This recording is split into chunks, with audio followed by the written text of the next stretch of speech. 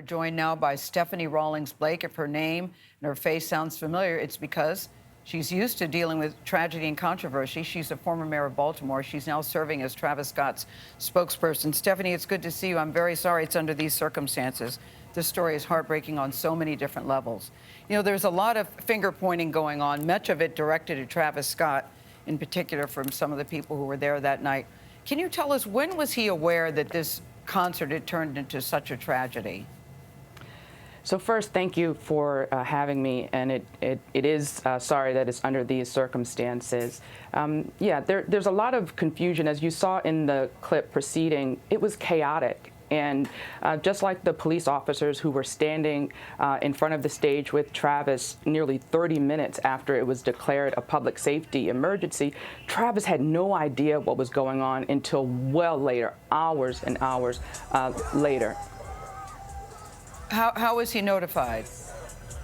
He was notified by his team after the event, after he was already gone from the event. As you saw, there was so much chaos, so much breakdown in the communication, and that's why it was important for me to work to try to help him out. 9 people have lost their lives. Yes. 9 families are grieving, and Gayle, I'm a mom. My daughter's gone to one of these big concerts, and I can tell you, I spent 3 sleepless nights every day watching my phone, watching her location, because when you have crowds of 50,000 people, anything can happen. And while a lot of people are trying to place the blame, Travis is taking responsibility for moving forward and trying to make sure this never happens again to anyone's child. Yeah, there are reports that he had gone to Dave & Buster's and was partying. I think it's important to point out that when he was at Dave & Buster's, he couldn't possibly have known that this had devolved into what it had become. No, absolutely not. He was there trying to regroup with his team. They were trying to figure out what was going on. It was hours and hours after the concert when they actually found out the tragedy, how the tragedy unfolded.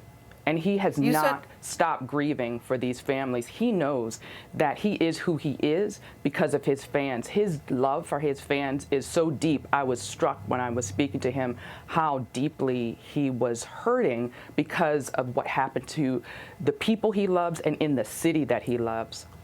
Yeah, I heard you say that he's taken responsibility. What do you mean by that? And he wants to make sure this doesn't happen again. What do you mean? When I say responsibility, someone has to say, where are the breakdowns? Where was the communication breakdown? Where was the public safety breakdown? I mean, this notion that Travis had the ability to stop the concert is ludicrous. They have a 59-page operations plan, and it clearly says the only 2 people that are have the authority to stop the concert were the executive producer and the concert producer. He was not responsible for this, but he wants to be responsible for the solution. And I'm here to make sure that we can connect the dots and to make sure that this tragedy, that there's a lesson out of this tragedy and something like this doesn't happen again. You know, you pointed out there is video of police officers in front of the stage. They actually seem to be enjoying the concert. They seem to be singing along and videotaping. And they're right in front of Travis at the time. So they didn't appear to be aware of it. Certainly Travis didn't appear to be aware of it.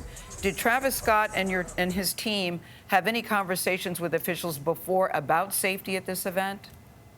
Yes, his team is always concerned about safety.